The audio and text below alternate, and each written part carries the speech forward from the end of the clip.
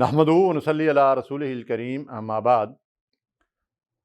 नाज़रीन कराम, अल्लाह ताला ने ये दुनिया इम्तहान के लिए बनाई है और वो अपने बंदों को नेमतों की फरावानी और नेमतों से महरूमी दोनों तरीक़ों से आज़माता है।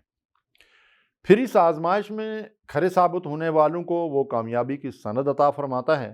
नेमतों की फरावानी से अल्लाह ताला ये इम्तहान लेता है कि बंदे उन नेमतों की शुक्रगुज़ारी करते हैं या बख्शिश व अता वाले रब को भूल कर उसकी नाफरमानियों में लग जाते हैं।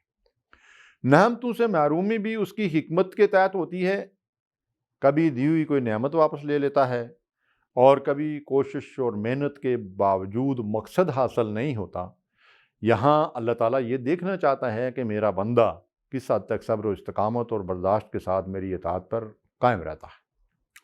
इम्तहान तो दोनों ही मुश्किल हैं, सब्र वाला भी और नेमतों की शुक्रगुजारी वाला भी। लेकिन हकीकत यह है कि मसाइब और मुश्किलात और इब्तला और आजमाइश में हक पर साबित कदम रहने वाले तो फिर भी बहुत लोग होते हैं। अलबत्ता नेमतों और रब के एहसानात की फरावानी में बहुत ही थोड़े लोग नाशुक्री और नाकदरी से महफूज रहते हैं। इस बात के सबूत के तौर पर आज भी हम अपने दाएं बाएं उन लोगों को देख सकते हैं जिनको रब करीम ने हर तरह की नेमतों से नवाजा है, मगर वो उस रब को भूले हुए हैं। बनी इसराइल की पूरी तारीख जो सदियों पर मोहित है, उठाकर देख लें। अल्लाह से ऐद के बावजूद उसकी नेमतों की नाशुक्री और रब से बेवफाई उनका वतीरा रहा है। आज़माइशों और इम्तहानात का एक बड़ा मकसद बंदों की तालीम और तरबियत भी होती है।